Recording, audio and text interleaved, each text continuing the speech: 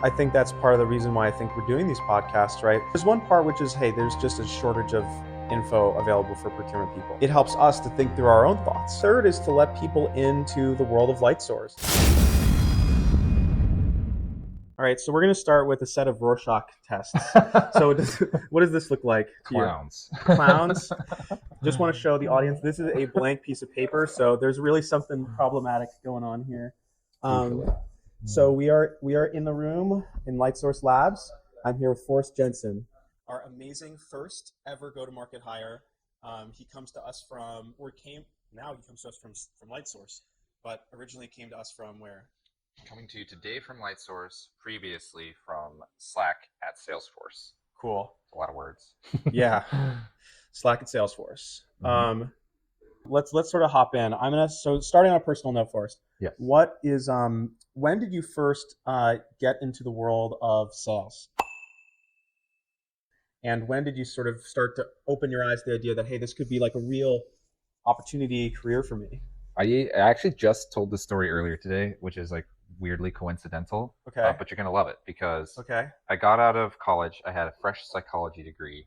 And so I was actively applying for jobs with like a very limited resume of sales experience at like retail shops. So like Tivana, a subsidiary of Starbucks, and like Sports Authority Elite was a little pop-up. I sold shoes at REI for a while. So I had always kind of done a little bit of sales, but I was out of college. I needed a job, had to pay off this degree. So I had two options in front of me. I had a job with a publication, like a magazine, and I was going to fill out Excel fields for their subscribers. Okay. And then I had that on the table, and then I had this, it was a cold calling job, and it was like a 40-minute commute. It was not ideal. And so I was looking at a job filling in cells in Excel or a cold calling job. And at the end of the day, I took the cold calling job. And I remember they even they really pressured me, like, why should we give you this opportunity? And I was like, because someone's going to give me an opportunity, and they'll be glad that they did it. Okay. And they were like, you got the job. You can cold call contractors. Okay. How many calls did you have to make per day? Do you remember? It was 60 calls a day. So that's what, like, okay. So it's 60 connections, like answered phone calls, or 60 dials? It was a minimum of 60 dials, but then you had to have like certain metrics around talk time. I can't really remember how many it was, but I think we targeted like 2 hours of talk time a day. 2 hours of talk time. Okay. Yeah. Got it. It's a good amount of time to like. It's a good amount of time, yeah. Yeah, get people on the phone and, yeah, especially just half of them hang up on you. Yeah. What did you find to be like the most sort of disarming opening line, or was it fully scripted? Like you had to say exactly what they told you to say? It was super scripted. What you could, if you proved that you were good at the script, you would like get some creative liberty to change it up a little bit. Let out the leash a little bit. Yeah. Okay. I don't remember specific ways for like getting people to take the call. I think I just tried to have a lot of like gravitas, and I tried to sound like I was part of like a federal entity. A federal entity. Okay. Yeah. What does that sound like? I would just make my voice really deep, and it'd be like like Mr. Jensen, like. Is it, This reminds me of, have you seen that there's, I think it's an HBO documentary, Telemarketers. Have you heard of this? I haven't. It sounds good. Oh, it's very, very good. Yeah, they were dialing for dollars for donations for the Fraternal Order of Police and like the police lodges. And so they would use, they weren't actually part of it, but they would use that sort of authoritative voice to signal that they were part of the police department even when they weren't. So yes, yeah. So there's one that always gets me too, and it's like an automated cold call, and it's like the police department. I'm sure everyone gets the same call, and it's this guy, and he comes on with like a gruff voice, and I'm sure he's in like every municipality everywhere. And, would you be interested in donating to the? And he has like this really deep voice. Have you heard that one? Like, I think I have. Yeah. Are you telling me that I've been donating to the? Were you telling me I put my $500,000? But apparently it's with the SFPD. But yeah, yes, allegedly, yeah, allegedly. I'll go to my local precinct and I'll see if they have whatever it was that they were supposed to buy with it. Yep. So that's really interesting. I heard that there was I was watching the news, and this was actually just a fact I learned yesterday I thought was interesting, that telemarketers are considered the least trustworthy people by profession, and the second is politicians. Wow. And then the highest trustworthy is actually, can you guess what it might be? Hairstylist. Maybe. Well, you need to have a lot of faith in your hairstylist, that's for sure. Totally. Yeah. Not me, but right. I cut my own. Save a little bit of money. Yeah. what you're very close though. Like you're thinking the right way. Like what's a super trustworthy like? Trustworthy. Yeah. Probably an accountant. I don't know. Oh no. No, A nurse. a nurse. Yeah, Okay. nurse. Oof. I don't know. You see, Answer like. was nurse. So I guess that's this interview's over. Take off the mic. Thanks for Okay. playing. Yeah. So here's a question. Yeah. What what do you think? Let's say you would play a little inside baseball. Okay. What do you think procurement professionals should know about sales professionals? They interact with them every day. Mm-hmm. What's something that they probably don't know that maybe they should? I think in the past, salespeople probably had like a pretty bad rap for a lot of reasons. Everyone's Mm-hmm. had one interaction with them that's like unfavorable, and you kind of like carry that Yeah. into the rest of your experiences. But I would say something, maybe not the original intention of your question, but I would say salespeople as a function are really good at getting things that they want in an organization. And I think organizations are very top line revenue focused. Everything's about getting more revenue, acquiring more logos, like getting more market penetration, whatever. So that's always been something that salespeople lead the charge around. And Mm-hmm. so if they go to someone internally and they're like, "Oh, I need a new tool, or I need this, or I need that," it's a different conversation than other lines of business. So other lines of business, they almost need to like build an entire use case around why they need something. They have to get stakeholder buy-in. They need executive alignment. There has to be tangible ROI. And for years, at least since I can remember, in like the last decade, salespeople, you can go to a leader and be like, "Oh, hey, I want to record my calls. It's going to help me make more money." And like Yeah. that was the pitch. Yeah. Like, and Yeah. they would be like, "Well, how much does it cost?" And it's like, "It's this." And obviously, salespeople have been selling all day, so they kind of know how to position it. But So what is that? So I hear what you're saying. So Mhm. thesis. Yeah. Salespeople can advocate on their own for tooling and resources and whatever they need because that's part of their selling is their definitive job. Mhm. What does that mean for procurement people? Like, yeah. Yeah, I think what I've seen in the procurement space is, rightly so. It's not fair, right? Like, I think comparing them as lines of business, it's not fair to see someone in sales go advocate for something and they get it right away. And there's there's always visibility into that into a company. It's like, well, why did they get what they wanted? And I think in procurement, it's become very clear that a it's not easy to get what you want because Mm. people in procurement have been forced to get by with what they have for so long, and they've shown that they can maintain the status quo and they can do their perform the role of their job efficiently with like the bare minimum. Mm-hmm. And so then when they so a the muscle isn't exercised of asking for anything, and then like b when they do ask for something, it's met with all of this resistance. It's like, well, we've never had to allocate budget to procurement before. Why are we allocating it to procurement now? Right. And then yeah, so I think that's like what I'm mostly like confused about, and what I've seen is I just didn't realize how Mm. hard it was for other lines of business, specifically procurement, to advocate for tools that they might need to do their job more efficiently. It's like Mm-hmm. it's really baffling. Well, here's a question, and I think Mm-hmm. you'll remember this, but we had a conversation with an exec from BMW. Yeah. Do you Mm-hmm. remember what percentage of IT spend he said was? So, despite the fact that procurement, I think, controls like 80% of the company's spend, manages 80% of the company's spend, Mm-hmm. what percentage was spent actually on procurement tools and software? It was like less than 1%. I think if I'm remembering the Yeah. conversation correctly, he was like, we needed a microscope to Yeah. like zoom in on the pie chart. Exactly. And to this was show- of IT spend. This was IT Procurement spend. makes less than one is makes up less than 1% of Mhm. IT spend at major German automotive manufacturer Mhm. who did not remain nameless already. So who we exposed just now. Yeah. We're- No, that's insane.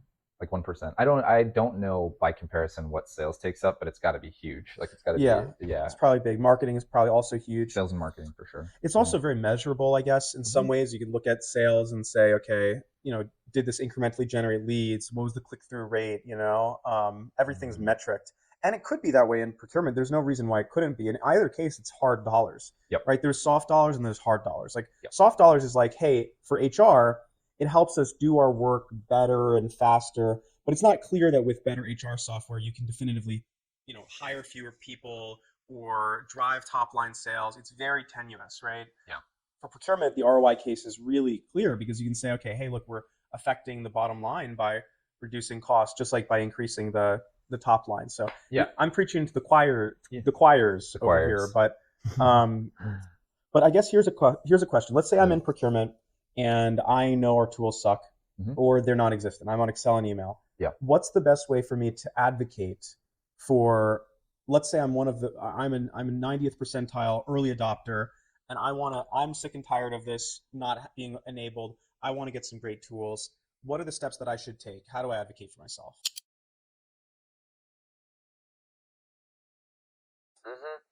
Yeah, I think it would be similar to what you would do, well, like coming from a sales context. I think it's the same thing. You have to make the problem very palpable, and like I think it's been something that people in the industry have been facing for a long time. So it's really hard to be like, let's really talk about the pain that I go through on a daily basis.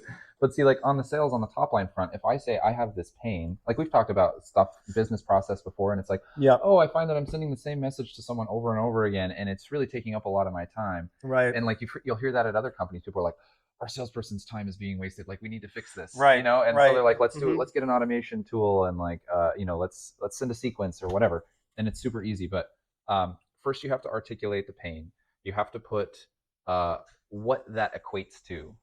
So like how many hours per week does that equate to that are being lost? You know, Right. How much of your time is being wasted that could be spent getting more strategic with sourcing, or you really have to articulate what this means for the company. You know. So what's the starting point? Is the starting point doing a process map internally? Is the starting point engaging with IT? Is the starting point engaging with the CPO and saying, hey, I think we need better tools? Is it building an ROI case, or is it going to the market and trying to figure out what's even available to buy and trying to get budget for it?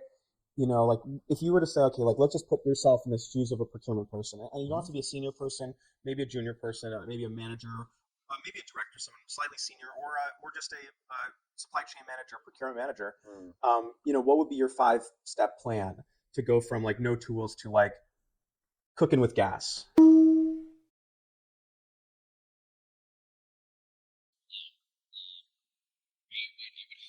But this isn't always the case. I hope you have some sort of regular meeting with leadership. That would be the ideal place to bring up any process improvements, anything that you're experiencing in your day to day that they might not know. Right. So anytime I would have a like a quarterly review with a director or an executive leader, I would come prepared with the stuff that I was encountering on a day to day basis. And you'd be surprised. You'd think they'd almost know already, and they don't. They really don't know a lot of the times. Like they're worried about everything going on in their world, and they don't have time to always think about someone on their team. Like, what are their day to day challenges? Like, how could we solve around those? So I would always come to the table with some things I thought that were going really well, and some things I thought that could use some improvement. And I always was ready to talk about those because at the end of the day, I want to prove my value to the company. And I do that the best by being enabled the best. Yep. So that's how you do it. You start with a meeting. I don't know, some leader that you meet with regularly. And if you don't have one, push for one, because that's something that everyone should have. Yeah. And you mean like a VP of supply chain, like someone in my org? Yeah, and I think there's some like reticence around doing that. Like people don't always want to like. They don't want to rock the boat. Yeah, they don't want to like go to a leader and like be the squeaky wheel and be like, oh, I've got all these problems and like. But it's different because you're not just coming with problems. You're coming with this sounds like MBA-ish. Have you seen MBA-ish? It's like no, what is that? It's like an Excel-centric Instagram. It's hilarious. Okay, sure. Like, or LinkedIn. And I get the idea. Yeah, sure. I've seen these like, things before. You're not coming with problems. You're coming with suggested solutions. You know. Okay, sure. So process improvements. It's like a meme account, or is this like a? Yeah, it's like memes. So here's a hard hitting question though. Sure. So let's say I go to my procurement leadership, and and let's say there's a big elephant in the room, which is, I think we're leaving a lot of money on the table, right? We're procuring over Excel and email, and look, it's no secret that if you're procuring millions or billions of dollars of stuff on Excel, proper tooling could do that work better. You could do that work better with proper technology. Now, I'm not talking about SAP or Oracle, like a legacy suite that's just a pain. I'm talking about something modern, something like Lightsource or competitors. Sure. Um, how can I bring that up to my VP without indicting my previous work?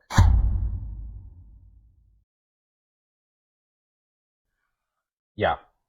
Like, if I go to my manager and say, "Hey, look, I think we're not running RFX events competitively enough, and we're not doing market discovery, we're not doing should costing, we're not doing supplier discovery effectively, we're not tracking indices to figure out if we're buying at market." Mm-hmm. The logical explanation, the logical next, the abstraction of that is, "Hey, I think I'm doing my job bad." So nobody wants to say that, Mm. and you're not. You're a human, right? So Yeah. no team without proper software, engineers, anyone Mm-hmm. can do their job. You can't expect your accountant to do their work without accounting software. Yep.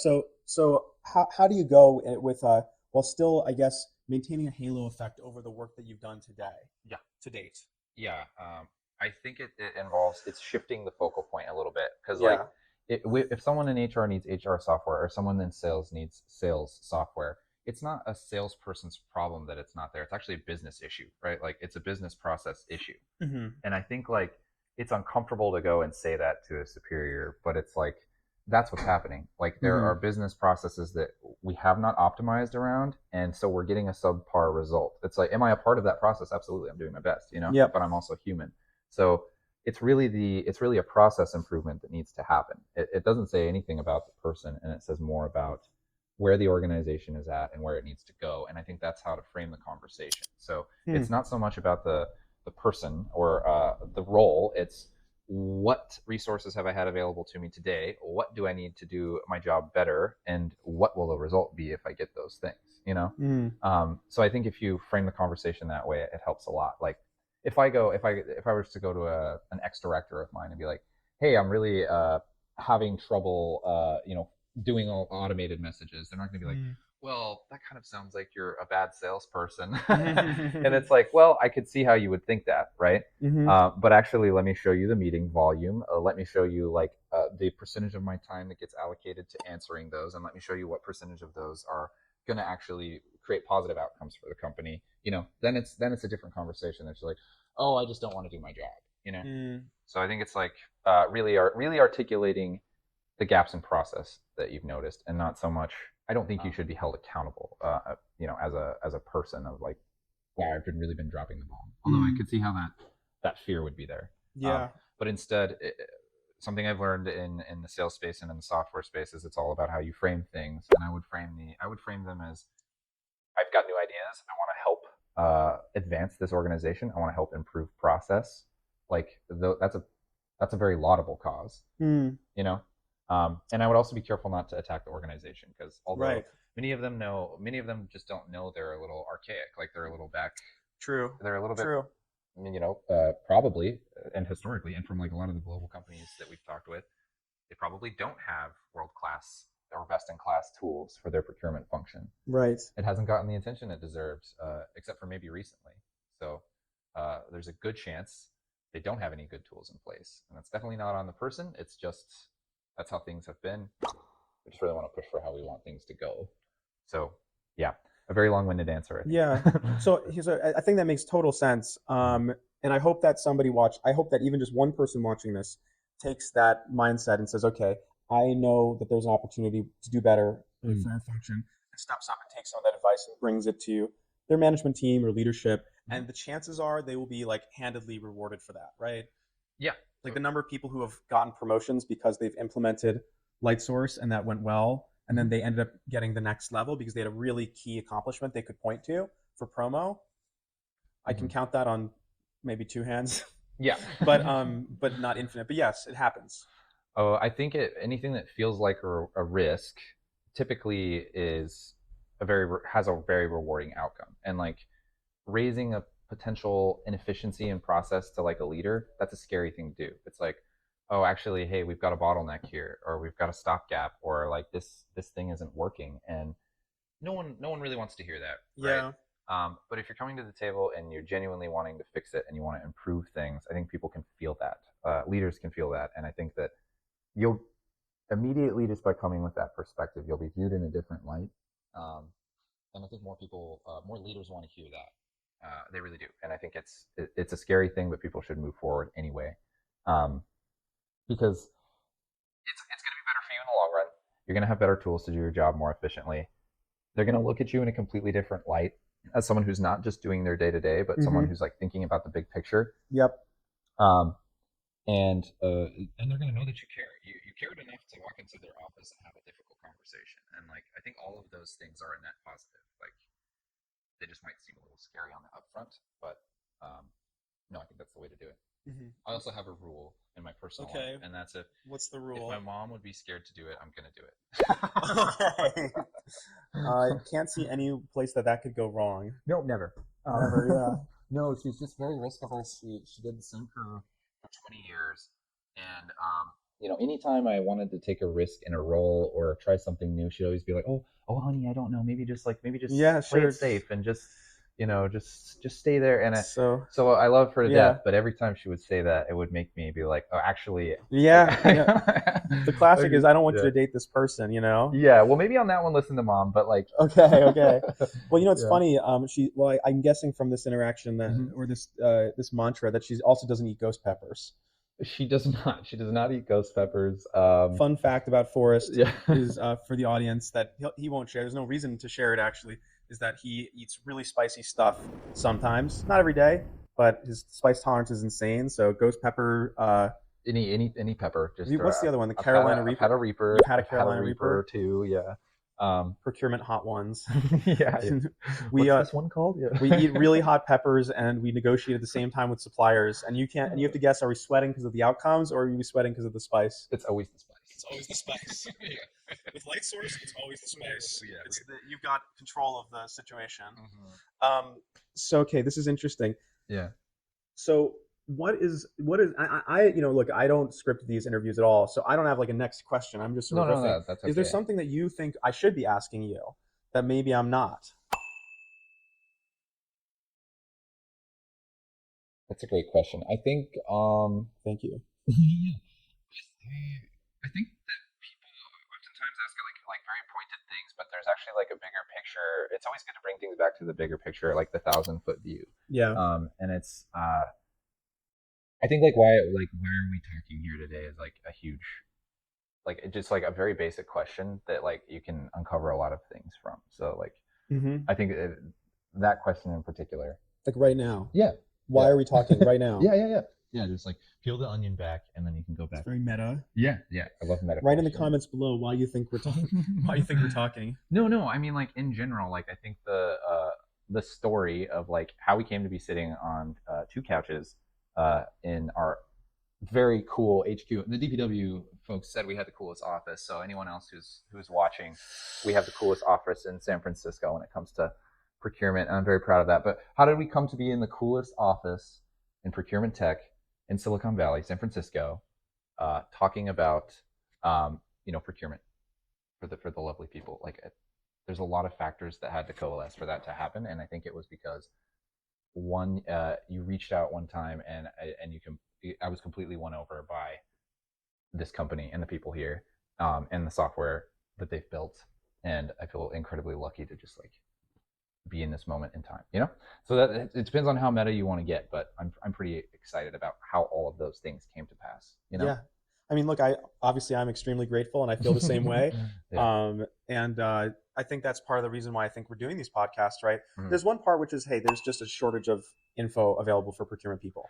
The second, and that's very tactical. The second is it helps us to think through our own thoughts, right? Like there's a lot of times where I did a session with Peter or Saurav, and we're asking questions that are like, oh, yeah, it's a good question. Like, how do we think about this? Yeah. And then maybe the third is to let people into the world of LightSource and say, hey, you know what? Like, what are you used to for procurement software? Well, I'm used to either Excel and email, or I'm used to something that looks like Windows 95 that I really hate, and nobody will help me, and nobody's answering any of my questions. Yeah. And we've done this great job of building not just a great platform, but that's a symptom of having a really strong team. And so, so this is sort of extending the olive branch. You can't see there's like a little plant next to the money plant. The money plant leaves.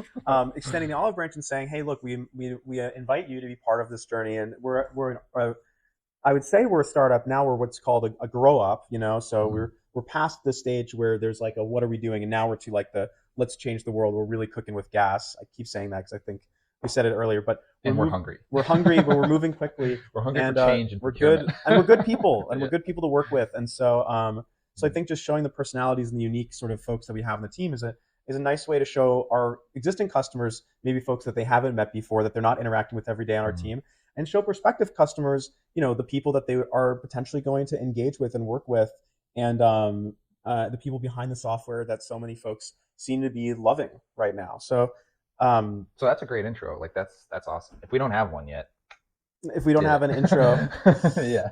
What's the name of this podcast? Or what is even the name of it? I say it's In the Room, or Coffee with Spencer, or the Light Source Lab. In the lab. We call our blog The Source. Yeah. It's like the source of truth, the source of knowledge. It's like light source. It's like pun. That makes sense. It's still kind of simple. Oof. Ugh, I don't know. I'll have to think on that. I feel like it deserves a really quirky, punny name that's conducive with the culture. Okay. Balling on a budget. Yeah. Podcast. Yeah. Balling with a budget. Balling with a budget. Yeah. We need because the procurement function sometimes have budgets allocated, so it's like. That's true. Yeah. Balling with a budget. Yeah. Oh, I see what you're saying. Yes. Instead of balling on a budget, balling with a budget. I don't know if that pun is. I don't know if people even know that phrase. They might not. Balling on a budget. Yeah.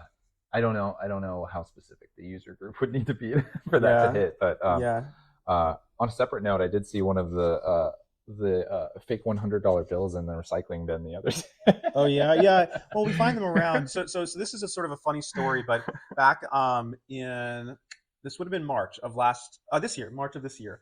Lightsource was a sponsor of a conference in Grapevine, Texas called ISM World Conference. So folks know the Institute of Supply Management.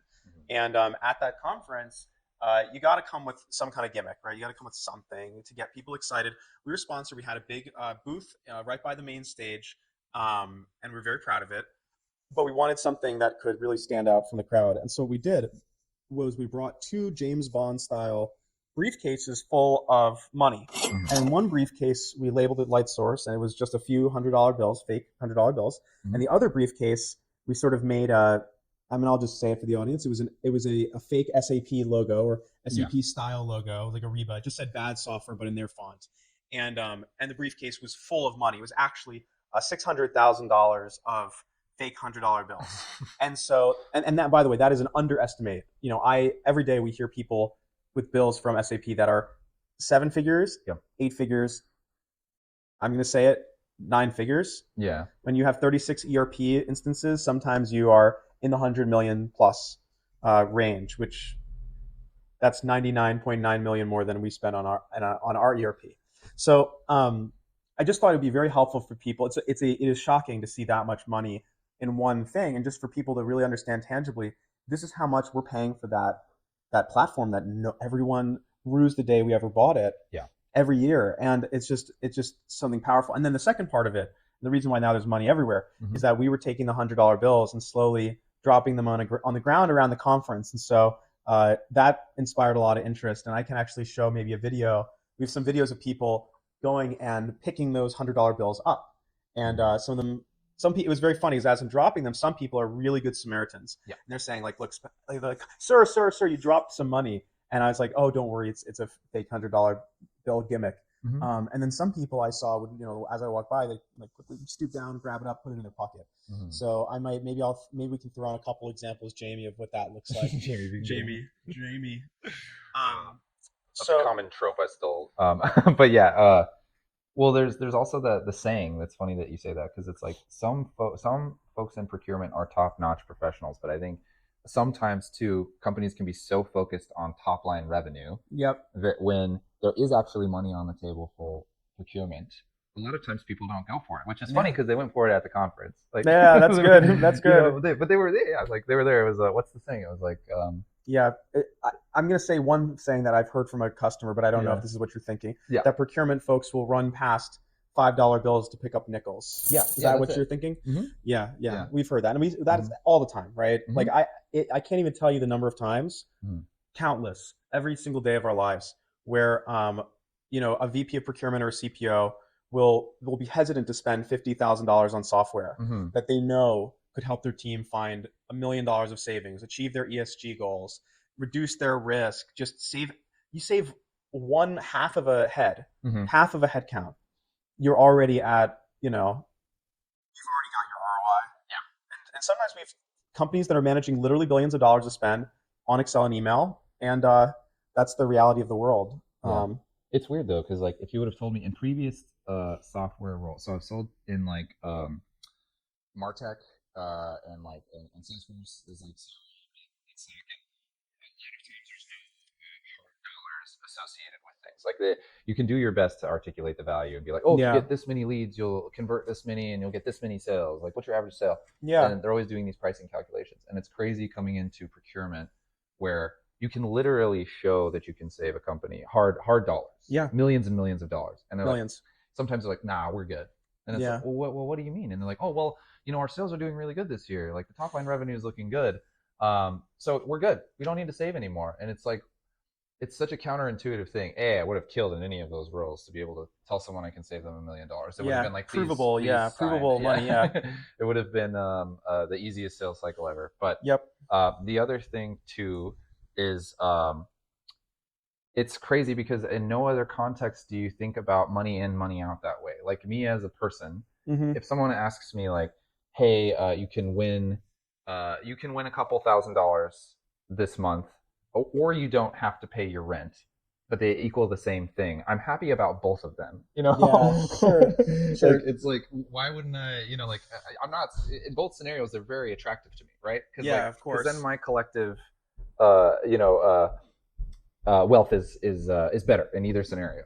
Okay. So it's like, So why is it? tie the needle on this one. So, yeah, I gotta thread the needle on. So I'm right now hearing the hypothetical that I don't care if I get a month of free rent or $3,000 or whatever. Yeah, sure.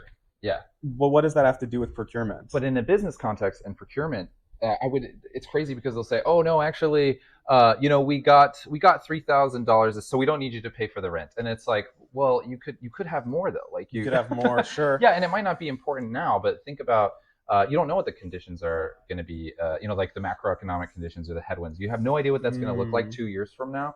And this conversation that we're having about saving some millions of dollars, those could be people's jobs in the future. Right. So it's true. Like, and you just don't know. That's true. So it's like, why are we not doing things on both fronts? Like, we had a great year in sales, awesome, but we also drove cost savings. Like, it all came to went to the same place, and you just performed even better as an organization. I don't know. Maybe is there some reason why people, like, is it more attractive to stakeholders or like investors if it's top line heavy versus cost savings heavy? Because we hear this all the time too.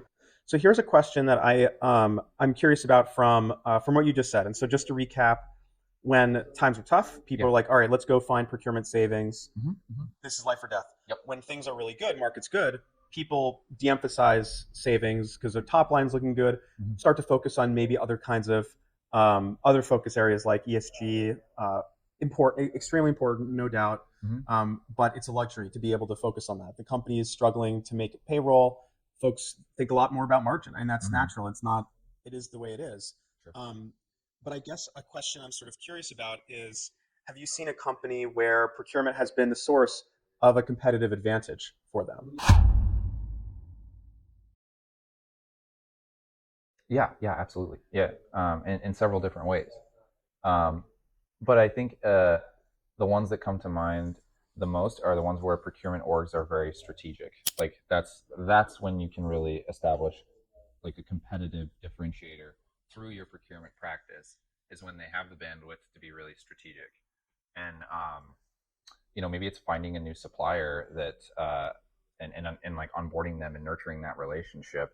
That's one that comes to mind that we talked with recently.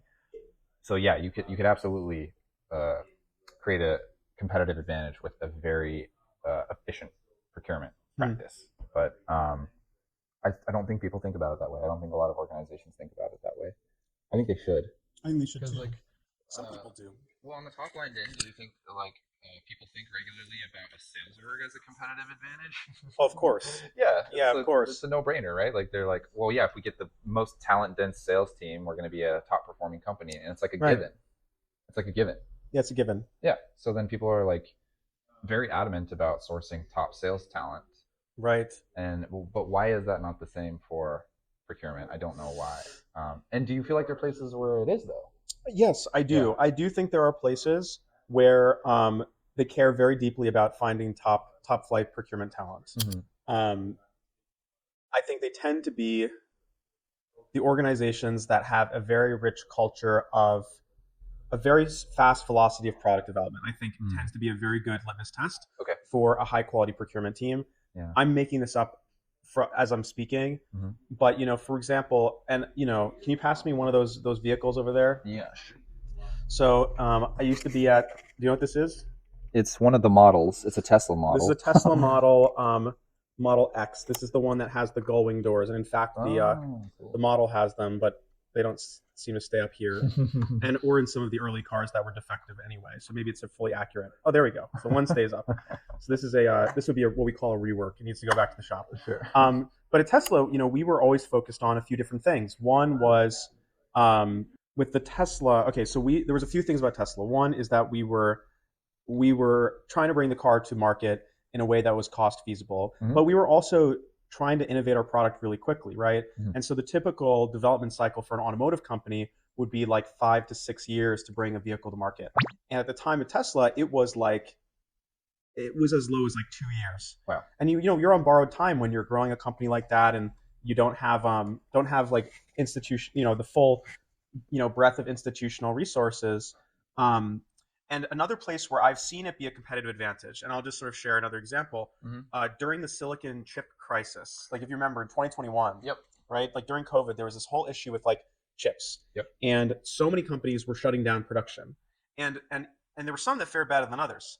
Toyota, written about in the news during that time, they had early signals of supply issues, and so they were able to start getting their orders in line. But only that bridged them for another 6 months beyond most autos, right? Tesla, because I think this is partially also because the engineering team, they had an ability, because they had done a lot of their development work in-house, they were able to, instead of going to like a Delphi or third party tier one and being like, hey, we need you to help us redo our computer because we're missing this one chip, they were actually able to find alternative spec ICs that were available in market and then retool their firmware to make it work. And so that's one way that Tesla was able to keep sort of manufacturing throughout COVID. I think that's part of the reason why they also had this huge stock run up. They were still able to sell cars and do it profitably.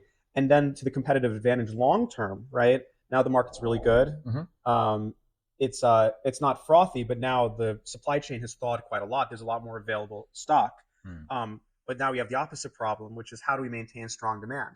And so there's a lot of electric vehicles from especially the traditional autos that are experiencing very weak demand from customers right now. But they can't reduce pricing because they just have too much cost in their product. Tesla, I think about 3 months ago, did like a huge price drop on the Model 3 and the Model Y, the two sort of mass market vehicles. Yeah.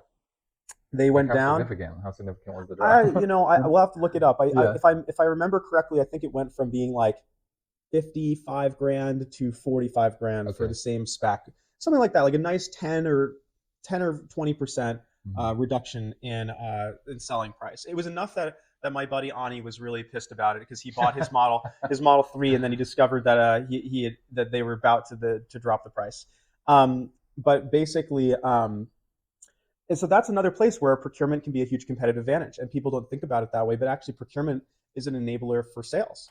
It's like, because on the sales side, imagine if, for example, like let's say we had such huge amounts of overhead at LightSource that in order to just survive, you had to charge our customers $1 million a year just to survive. That would be a very tricky, precarious situation to be in, and the same goes for pretty much any company, that if you can get your procurement really dialed in, you choose what you want. In a good market, you can collect more margin. In a bad market, you can actually keep the lights on when other companies can't chase down your price.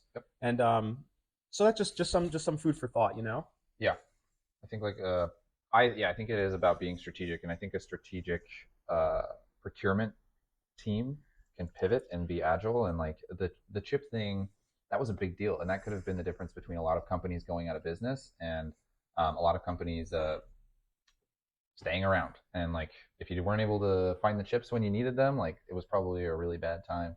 Yeah. You can't find the chips, you're gonna have a bad time. Yeah, when chips are down. Yeah. Yeah. I don't know. There was something funny there. I was thinking more like the South Park episode, the Aspen episode. I don't know. Oh, If you don't, if you another pizza one. when you're supposed, if you French fry when you're supposed to pizza, you're gonna have You a can bad have time. time. Just like our offsite T-shirts. I don't know if you've seen. Have you seen those? I've seen those. Yeah. Yeah. I mean, I still need to grab one because I'm, Yeah, you know, I'm a South Park fan. There you go. Yeah. Those were not the hottest sellers, so you can definitely grab one for the whole family. We've got inventory. Yeah. We've got inventory. We don't have a shortage. Yeah. So I think this has been great, Forrest. Is there anything else that you want to talk about before we wrap up? I'm sure there's like 1,000 other things that I could think of, but I think we covered a lot, and yeah, I think taking it back to what you said and just like keeping an open door to folks in procurement who have been historically underserved in so many ways, not only on the software front, but like where do you go to listen to procurement content? You know, I think that the few procurement influencers would beg to differ, but I'm hoping that this can become one of those places. Well, I listen to them and they're awesome, but I mean, like you have so many, like think about true crime. You got so many options out there. There's like, that's true. If you ask them what their favorite true crime is, you got 10 different options. But I know all the people you would say for procurement content, for good procurement. Yeah, content. there's like three. Yeah, there's like three, and they're awesome. We love them. Yep. Phil, James, yeah, Eloise, obviously. Like our videos, cross promotion. We've got to be in this together if we're gonna effectively change the world of procurement. Actually, all of the procurement influencers' books are on the shelf right here. So, shout outs. Yeah, shout outs. If you can zoom in and you can see it, then you'll know who's good. Anyway, I think that is a good ending point. Thank you, Forrest, for joining us on the All In podcast. Thanks for having me. I like All In, actually. We both ended up with props by the end of it. Look at that. Oh no! What have we done? You win. Okay. Thank you. Thank you.